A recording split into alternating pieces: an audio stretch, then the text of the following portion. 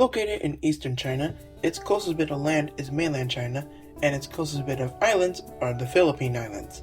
Despite its relatively small land size, the country holds many language minorities. Along with these, many immigrant and foreign languages in Taiwan include Indonesian, Tagalog, Thai, English, Korean, Japanese, and Vietnamese.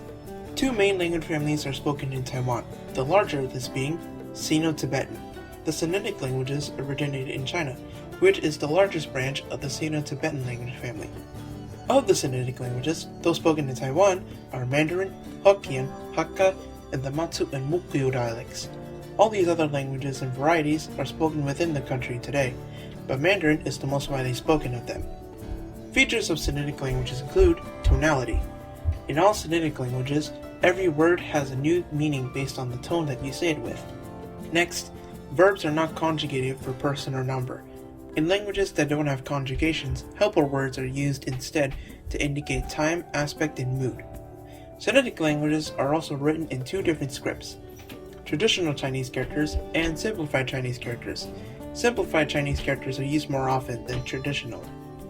And the other major language family is Austronesian.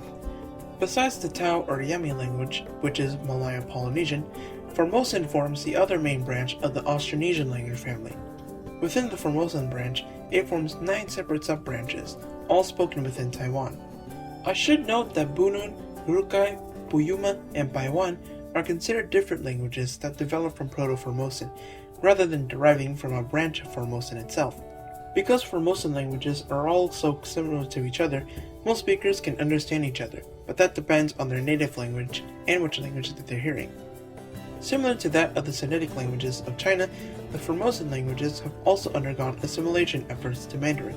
In recent decades, the Taiwanese government started an Aboriginal reappreciation program.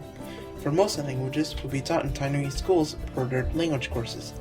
The Formosan languages have also been converted to the Latin alphabet. While the Taiwanese Council has made classes in language certification programs for members of the indigenous community and non-Formosan Taiwanese to help with the conservation movement, the result of these efforts is quite disappointing. Features of Formosan languages are also similar to those in Malayo-Polynesian and Austronesian languages in general.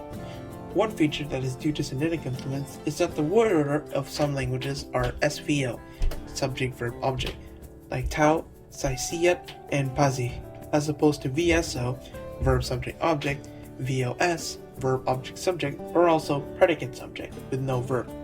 Unlike Sinitic languages, Formosan languages are not tonal and generally have simple phonology, primarily one letter equals one sound. Another feature of Formosan languages, just like Malayo-Polynesian languages, is that there's a distinction between inclusive and exclusive pronouns as well. And like Filipino languages, Formosan languages are agglutinative. Multiple prefixes and suffixes are attached to root words to communicate grammatical meaning and make new words. Demographics. Of Taiwan's population, the recognized indigenous people in Taiwan is approximately 533,600 people, or 2.28%.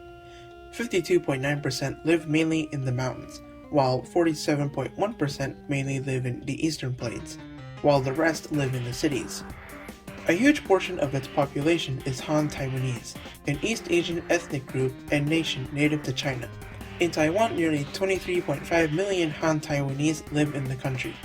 Many other foreign immigrants from other countries also live in Taiwan.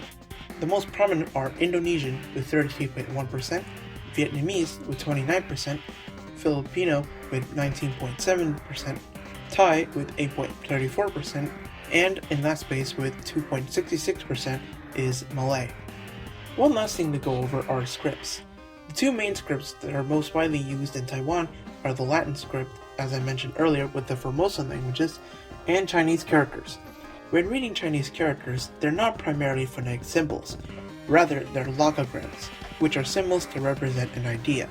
For example, the word for lake is written like this.